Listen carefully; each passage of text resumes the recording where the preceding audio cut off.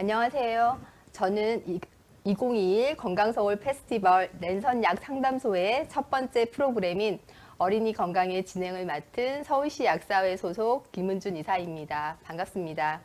저와 어린이 건강 프로그램을 함께 진행해 주실 유튜브 채널 엄마 약사를 운영하시는 정혜진 약사님을 소개합니다. 약사님 인사 말씀 부탁드립니다. 네, 안녕하세요. 저는 어린이 여성 건강을 위한 약사 모임 어여모 대표를 맡고 있는 엄마 약사 정혜진 약사입니다. 저는 엄마로서 약사로서 또 약, 건강, 영양에 대한 그런 실생활에 꼭 유용한 정보를 전달하는 엄마 약사 유튜브 채널을 운영을 하고 있습니다. 네, 우리 정 약사님 바쁘신 중에도 시간 내주셔서 감사합니다. 많은 분께서 어린이 건강 영양제 등 다양한 질문을 해주셨는데요. 이번 시간은 이제 여러분께서 사전 질문을 주셨던 내용으로 먼저 얘기 나누어 보겠습니다. 혹시 사전 질문을 못 남긴 분들께서도 걱정하지 마시고 시청하시면서 궁금하신 점은 댓글로 바로바로 남겨주시면 여기 화면 밖에서 저희를 도와주실 약사님께서 빠르게 댓글로 답변을 달아드리겠습니다. 오늘 저희가 다룰 내용은 정혜진 약사님의 전문 분야 중 하나인 이제 어린이 건강 편입니다. 그 중에서도 부모님들이 가장 관심이 많은 어린이 유산균과 그리고 이제 성장 발달, 면역력 증진에 필요한 어린이 영양제에 대해서 구체적으로 저희가 이야기를 나눠 보겠는데요. 약사님 요즘 남녀노소 할 것 없이 이제 유산균 많이 드시고 계시잖아요. 유산균이 무엇인지 정확하게 좀 말씀 좀 해주시고 이런 유산균을 우리 아이도 꼭 먹어야 하는지 질문하신 분이 계세요. 말씀 부탁드립니다. 유산균이라고 하면 저희 예전부터 약국에서 굉장히 많이 취급하고 권하기도 하고 섭취를 했었었는데요. 최근에는 프로바이오티스라는 용어를 더 많이 쓰게 되었습니다. 용어도 쉽지도 않은데 프로바이오티스가 굉장히 선풍적인 인기를 얻고 있는데요.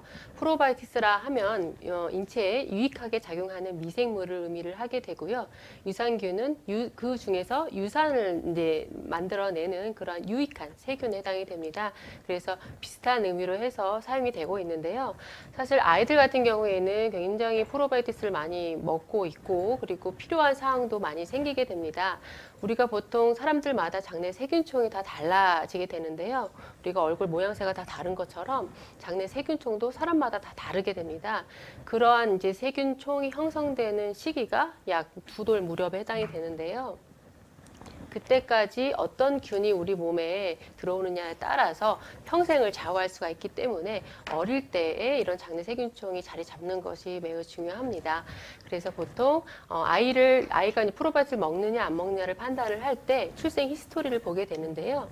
자연분만인지 제왕절개인지 또는 분유수를 했는지 모유수를 했는지 또 항생제를 돌 전에 먹은 경험이 있는지 없는지 여부를 판단을 해서 프로바이오티스를 꼭 권해야 되는 상황을 결정을 하게 됩니다.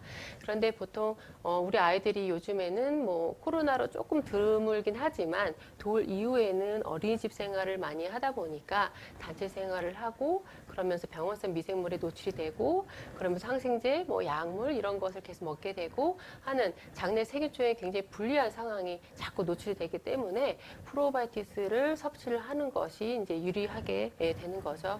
그래서 어릴 때 이제 태어날 때 어떤 출생 히스토리를 점검을 해보고 돌 전이라도 프로바이오티스를 먹어야 되는 상황이라면 섭취를 해줘야 되고요. 돌 이후에도 단체 생활을 한다면 필수적으로 좀 보충을 하는 것이 앞으로 아이가 성장하면서 어른이 될 때까지도 도움이 될 수 있는 요소에 해당이 됩니다.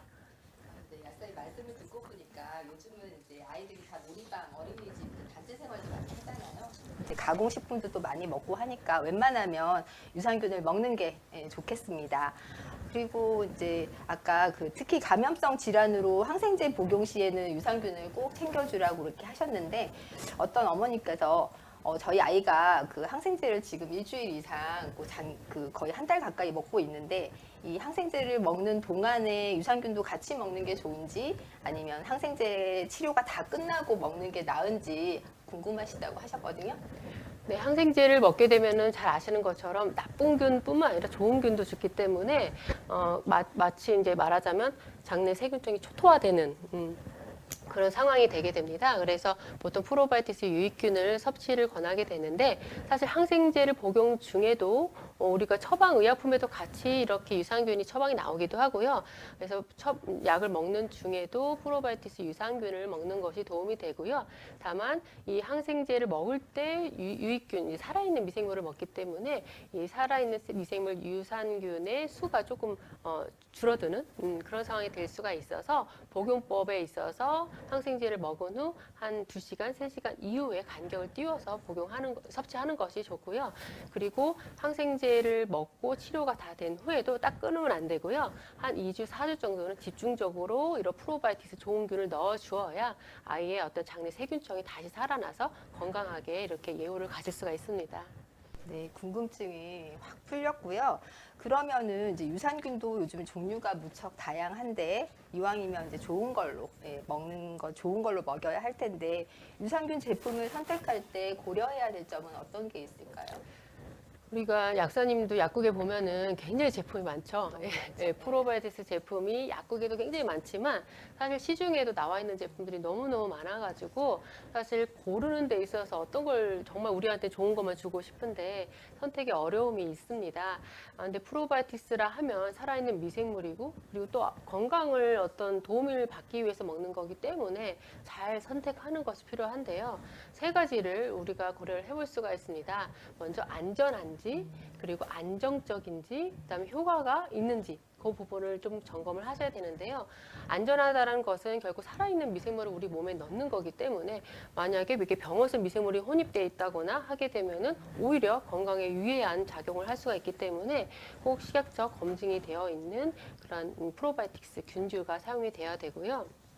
그래서 보통 뭐 인체에 유래한 그러한 프로바이오티스 균주를 사용했다라는 것도 그러한 의미에 해당이 됩니다.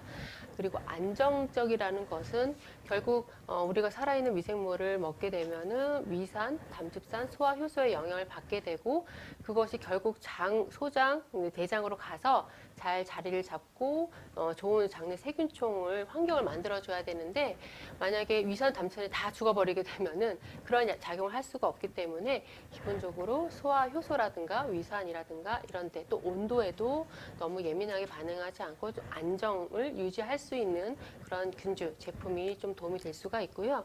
그다음에 효과 부분인데요. 요즘에 예전에는 뭐 균수가 많고 뭐 균의 종류가 많고 막 이런 것들 이제 내세웠다면 요즘엔 제품도 다양해지고 또 균주를 전문적으로 개발하는 회사들도 많아지기 때문에 균주 스트레인에 대한 부분도 보셔야 됩니다. 그래서 균주 스트레인에 있어서 임상으로 많이 이제 그 결과 같은 것들을 갖고 있는 그런 균주들도 있기 때문에 그런 균주까지 꼼꼼히 살펴보고 그리고 부영제에 추가적으로 더 말씀을 드리자면 그런 균주뿐만 아니라 부원료로 들어있는 여러 가지 원료들이 있습니다. 뭐 프리바이오티스가 대표적인 거일 수 있고요. 그리고 또 보존제라든가 이런 부분은 얼마나 어떤 걸 종류를 사용했는지 부가적인 부분까지 확인을 해서 아이한테 가장 잘 맞는 그런 프로바이오티스 제품을 선택하시면 좋을 것 같습니다. 아, 네, 맞습니다. 특히 이제 우리 아이들 같은 경우에는 무엇보다 안전성, 그리고 안정성, 그리고 효과 면에서 중점을 두어야 되고요. 그럼 이제 또 많이 물어보시는 질문이 유산균 제품은 식전에 먹는 게 좋나요? 아니면 식후에 먹는 게 좋나요? 어떤 게 더 효과적일까요? 이 프로바이오티스를 가지고 뭐 식전 식후로 해서 용법에 대해서 의약품처럼 이렇게 대단히 임상을 하는 상황은 아니기 때문에 제조사마다라든가 또는 프로바이오티스에 대해서 설명을 하시는 전문가 분들의 의견에 따라서 조금 의견이 분분합니다. 그런데 가장 이제 그 통일된 의견은 결국 위산이라든가 담즙산이라든가 이런 효소, 온도 이런 거에 영향을 덜 받는 가장 미생물이 잘 보존이 돼서 위장관으로 갈 수 있는 그런 상태에서 복용하는 것이 좋다고 말씀을 하시는데요. 그래서 저 같은 경우에는 식후 즉시 이 시간을 좀 피해서 약 식후 1시간, 2시간 이렇게 이제 맞춰서 섭취를 하거나 보통 가장 중요한 거는 무엇보다 매일매일 먹는 게 중요할 테고요. 그리고 일정한 시간에 먹는 것이 중요합니다. 그래서 본인이 가장 잘 섭취를 할 수 있는 시간을 정해놓는 게 좋은데요. 저 같은 경우에는 아침에 일어나자마자 물을 너무 많이 먹지도 말고 한 반 컵 정도의 프로바이오틱스를 섭취를 하고 그다음에 식사를 하는 것을 권해드리고 있습니다. 그러니까 약사님 말씀은 가급적 위산의 영향을 덜 받는 식사 직후를 피해서 일정한 시간에 꾸준히 먹는 게 좋다는 말씀이신 거죠? 네. 그럼 이제 지금부터는 이제 부모님들의 또 다른 관심사인 우리 아이의 성장 발달과 관련된 내용입니다. 자주 듣는 질문이 우리 아이가 밥을 잘 안 먹어요. 변비로 너무 힘들어해요. 그리고 어린이집에 보냈더니 감기를 달고 살아요. 이런 이제 친구들이 되게 많아요. 이런 친구들은 이제 어떤 영양제를 챙겨줘야 될지 말씀 부탁드립니다. 요 무렵 말씀하신 요 무렵 아이들이 저도 그렇고 뭐 약생들도 그럴 테고 아이를 키우는 엄마라면은 다 같은 고민을 한 번쯤 해보셨을 거예요. 그래서 3세에서 한 5, 6세 요 무렵 아이들이 기질이 되게 까다롭기도 하고 그리고 또 이제 이런 호흡기 감염에 되게 많이 노출이 되면서 보통 면역계가 발달이 되어서 쭉 완성이 되는 성숙되는 시기가 18세까지 이제 12세에서 18세까지 이제 해당이 되는데 요 3세에서 7세 무렵에 면역계가 가장 크게 이제 발달이 되는 시기입니다. 그래서 이때 뭐 아데노이드도 커지고 편도도 커지고 하면서 수술하는 아이들도 많아지게 되고 하는데요. 그래서 이런 감염이 빈번히 생기는 것은 어떻게 보면 되게 당연한 일에 해당이 됩니다. 다만 이때 감염이 생긴 후에 이것을 한 일주일이면 나아야 될 질환을 2주, 뭐 3주, 뭐 한 달, 2달 이렇게 이어가면은 아이 자체의 어떤 건강에 안 좋은 영향을 줄 수가 있겠죠. 그래서 아이들의 어떤 건강을 이제 체크하는데 지표로 우리가 볼 수 있는 게 이제 성장에 해당이 되는데 성장이라 하면 양적인 증가를 의미를 합니다. 키와 체중의 증가. 근데 너무 장기간 이렇게 아프게 되면은 아이가 잘 못 먹고 체중이 잘 안 늘고 그러면서 이제 키도 잘 안 크지 않을까 이런 걱정을 하게 되는 거죠. 그래서 무엇보다 아이들이 이 3세에서 7세 무렵 아이들은 면역에 관심을 갖고 이것에 도움이 될 수 있는 영양 보충제가 필요할 수가 있게 되고요. 그래서 무엇보다 어떤 영양제로 인해서 면역력이 갑자기 좋아지거나 이런 것은 사실은 없고요.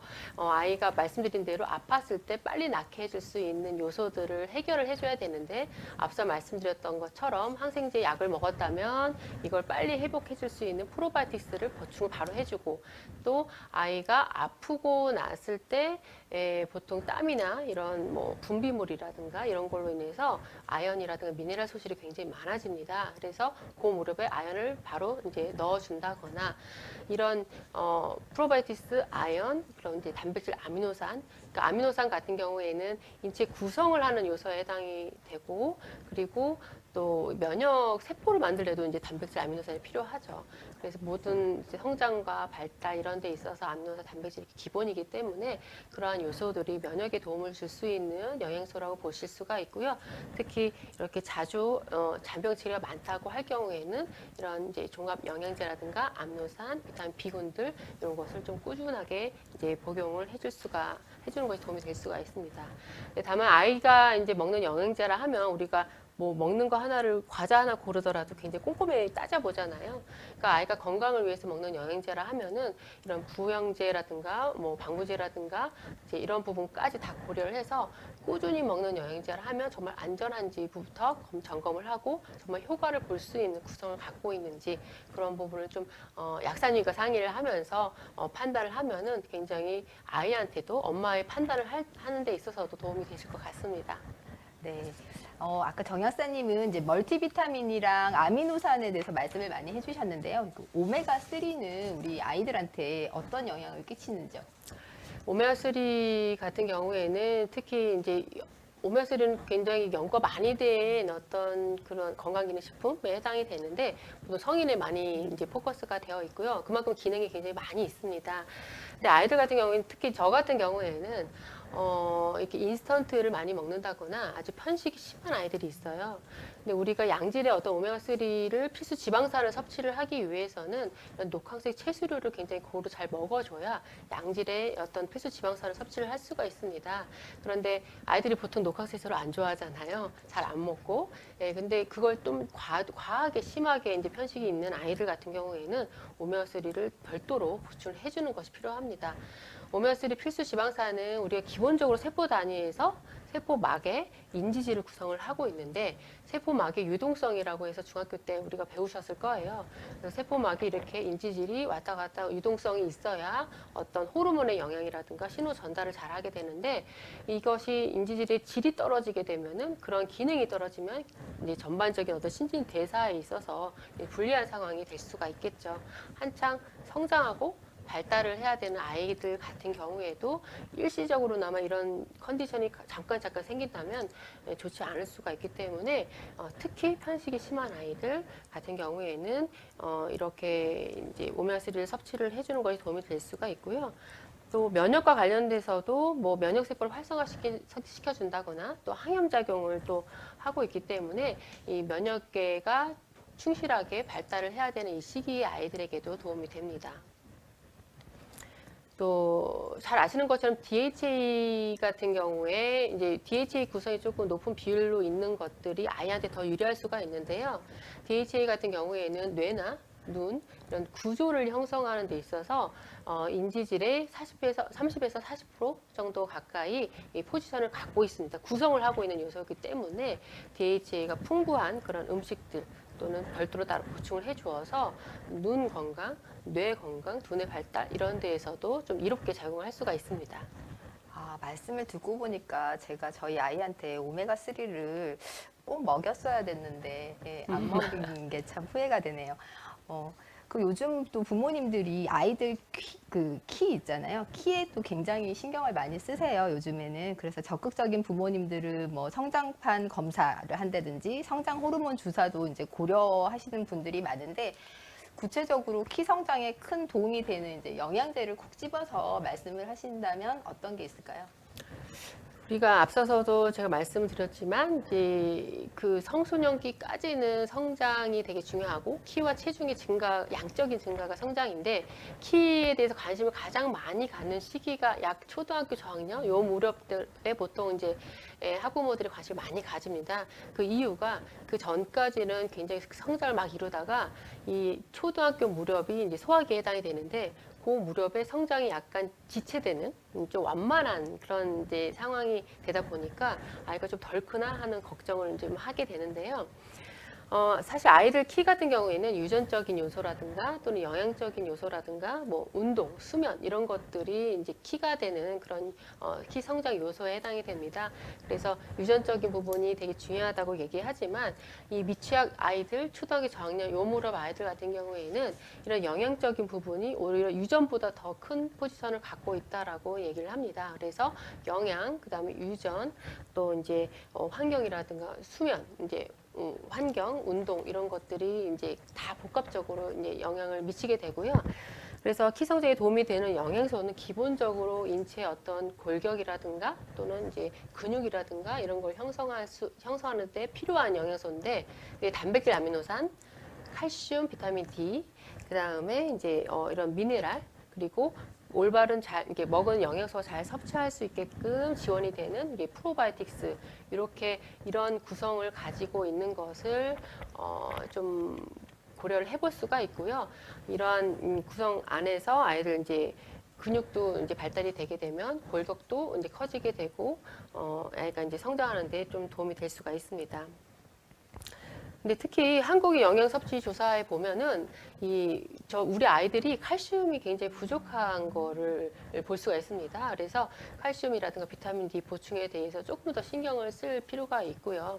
근데 이제 키 성장 영양제에 대해서도 많이 물어보게 되는데 굉장히 이제 유튜브 채널도 마찬가지로 이렇게 보다 보면 키 성장 영양제에서 빵빵 이벤트도 많이 하고 나옵니다.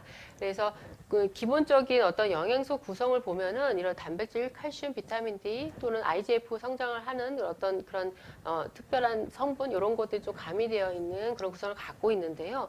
물론 먹으면은 섭취했을 때 뭐 나쁘지는 않지만 이제 도움이 될 거예요. 그런데 그 가격 대비 효과를 조금 봐서 결정을 하는 게 그래서 우리 아이라면 이제 이 단백질, 칼슘, 비타민 D, 프로바이오틱스 이런 요소를 잘 고려해서 보충을 한다면 오히려 다른 부분도 도움이 되면서 키 성장에도 도움이 될 수가 있기 때문에 그냥 광고에 현혹이 되어서 너무 고가의 그런 제품은 한 번쯤은 의심해 볼 필요가 있지 않나 그런 생각을 하게 됩니다.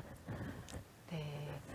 그러네. 그 단백질, 칼슘, 비타민 D, 유산균 이런 거는 기본적으로 꼭 챙겨 주시고요. 근데 이제 키 크는데 이런 영양제도 중요하지만 아까 말씀하신 것처럼 이제 더불어서 운동이라든지 영양 그리고 수면, 잠이 또 굉장히 중요한 부분이니까 우리 부모님들 이런 것들도 좀 신경을 써주셨으면 좋겠습니다.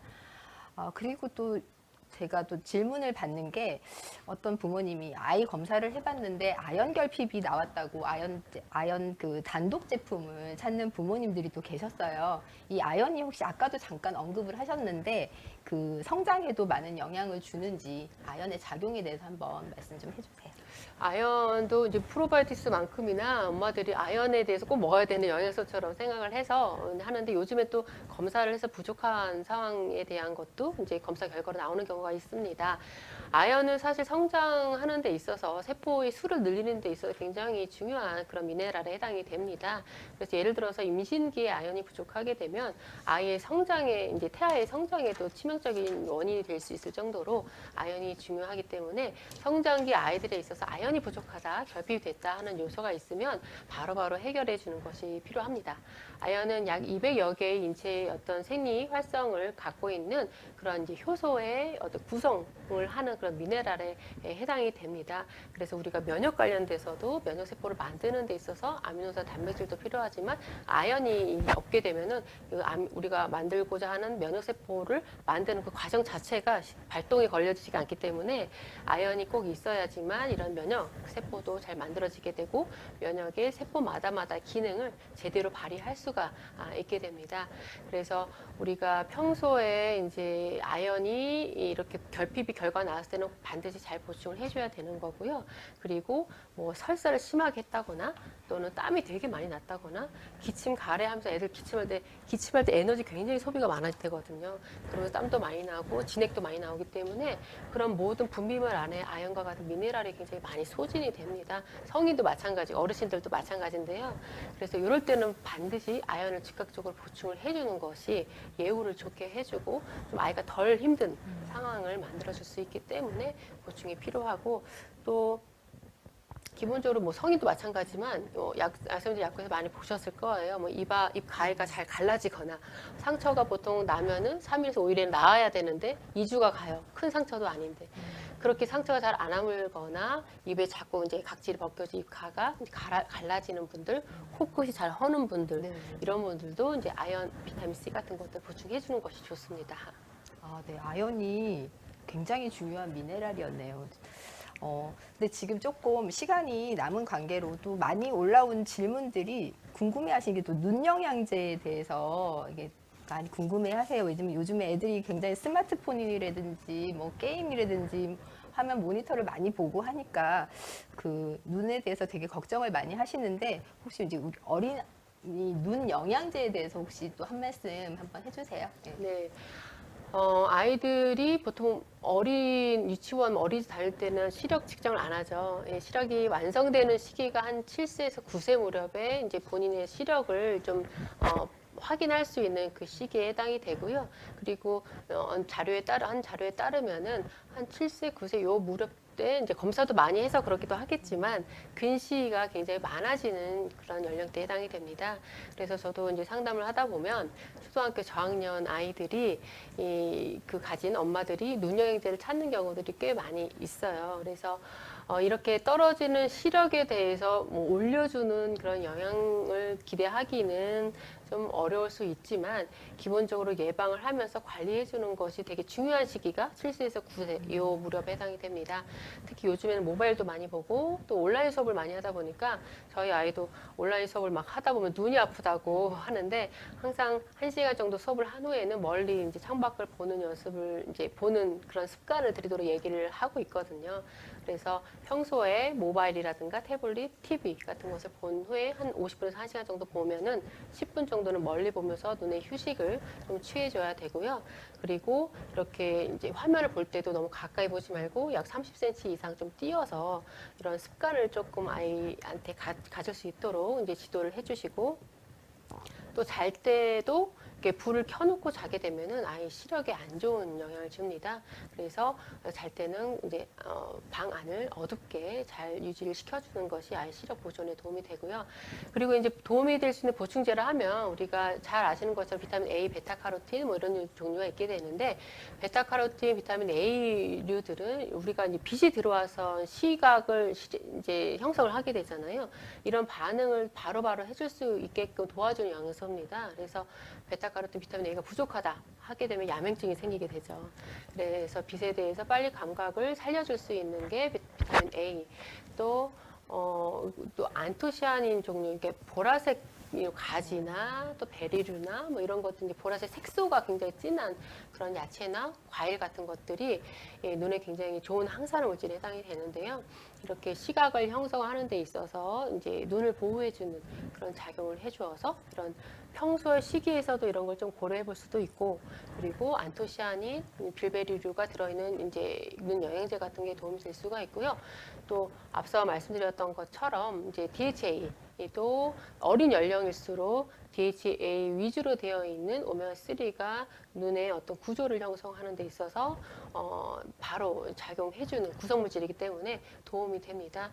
그래서 혈류의 어떤 개선이라든가 이런 것도 다 있기 때문에 기본적으로 비타민 A, 베타카로틴류, 베타카로틴도 사실 색소죠. 카로티노이드. 이런 색소, 녹황색 채소류가 굉장히 좋은데요. 이런 것들, 그다음에 안토시아닌류, 또 오메가3. 이걸 기본적으로 고려를 하면서 영양제나 또는 아이가 먹는 식사에 있어서도 고려를 하시면 도움이 될 것 같습니다. 아, 네. 그거는 이제 조금 짧게 이제 마지막 질문이 될 것 같은데요. 초등학교 2학년 여아를 키우고 있는데 요즘 아이들이 영양 과다라고 하는데 영양제를 따로 챙겨 먹어야 할 필요가 있을까요? 현재는 유산균만 먹이고 있습니다. 식품을 통해서 먹는 게 제일 낫다고 생각되는데 어떤 의견이신지 궁금합니다. 영양 과다예요? 영양 과다. 그래서 저는 사실 굉장히 영양제를 많이 먹고 있는데 항상 먼저 물어봅니다. 왜 먹이려고 하는지를 물어보시고요.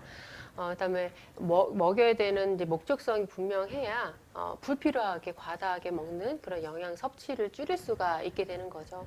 그래서 평소에 아이가 좀 불편해하는 증상에 맞춰가지고 영양소를 섭취를 할 수가 있게 되는데, 가장 필수적으로는 앞서 말씀드린 것처럼 좀 아팠을 때, 아픈 후에 예후가 좋게 해주기 위해서 필요한 미네랄, 종합 영양제, 프로바이오틱스, 아미노산 이런 것을 즉각적으로 보충해주는 것이 필요하고요. 근데 평소 아이가 굉장히 좀 식사 까다롭고 편식이 굉장히 심하다거나 그래서 식사만으로 보충하는 것이 좀 애로사항이 있다 하는 경우에는 좋은 종합 영양제 하나를 종합 영양제 아미노산제만 이렇게 섭취를 하더라도 아이의 어떤 소화 효소 분비라든가 또 위장관 운동, 부교감 신경이 좀 활성화되면서 그런 것들이 이제 개선이 되면서 소화 흡수가 더 좋아지고 식생활이 개선이 됩니다. 그래서 왜 영양제를 먹어야 되는지를 살펴보시고요. 기본적으로 건강 이슈가 특별한 게 없더라도 프로바이오틱스와 비타민 D 정도는 기본적으로 보충을 해준다면 아이 건강에 전혀 무리가 없을 거라 생각이 듭니다. 아, 네. 벌써 30분이라는 시간이 이제 지나가고 있습니다. 오늘 이제 참여 소감이랑 그리고 시청자들에게 하시고 싶으신 말씀이 있다면 마지막으로 한 말씀 부탁드리겠습니다. 네, 저희가 한 10수년간 아이들 상담을 굉장히 영양 상담을 많이 해왔었는데요. 하면서 느낀 것은 결국 아이들은 어떤 성인과 다르게 어떤 기질적인 문제라든가 건강 이슈를 해결하기 위해서 영양제를 먹는다기보다는 성장 발달을 잘 좋은 길로 인도해 줄 수 있게끔 그때그때마다 문제를 해결해 주는 것이 가장 중요한 요소에 해당이 됩니다. 그래서 아이 영양제를 먹는 데 있어서도 단순히 옆집 아이가 먹기 때문에 또는 트렌드가 이래서 뭐가 좋다니까 이런 이제 관심보다도 아이한테 뭐가 필요한지 상황을 좀 판단을 하고 그런 부분을 동네 약국 약사님들과 좀 가까운 곳에 그런 이제 좀 믿을 수 있는 약사님을 두고 계시면 좋은 보험처럼 이렇게 든든한 백이 되실 수 있는데요. 그런 아이의 어떤 건강 이슈를 해결하는 데 있어서 본인이 해결하지 마시고 전문가의 도움을 받으시면 좋을 것 같습니다. 아, 네, 감사합니다. 약은 그 자체로도 유익성과 유해성을 동시에 갖고 있기 때문에 약을 조제하거나 구입할 때 약사님과 꼭 직접 대면해서 설명을 잘 들으시고요. 상담하는 일은 매우 중요합니다. 간편하게 요즘에 이제 처방약 이름이랑 효능들이 이제 인쇄된 약 봉투도 받기도 하지만 중요한 사항을 한 번 더 이제 강조받기도 하고요. 그리고 안전하다고 하는 일반 의약품들도 약의 올바른 사용에 관해 훨씬 더 정확하고 개개인에 따른 정보와 부작용들에 대해 알려드릴 수가 있습니다. 그러니까 반드시 명찰을 달고 계시는 약사님들과 상담하시기 바라고요. 요즘은 약사님이 아니라 한약을 전문적으로 취급하시는 이제 한약사님들도 계시거든요. 꼭 약사님들과 상담하시기 바랍니다. 이상 랜선 약 상담소 첫 번째 프로그램을 종료하겠습니다.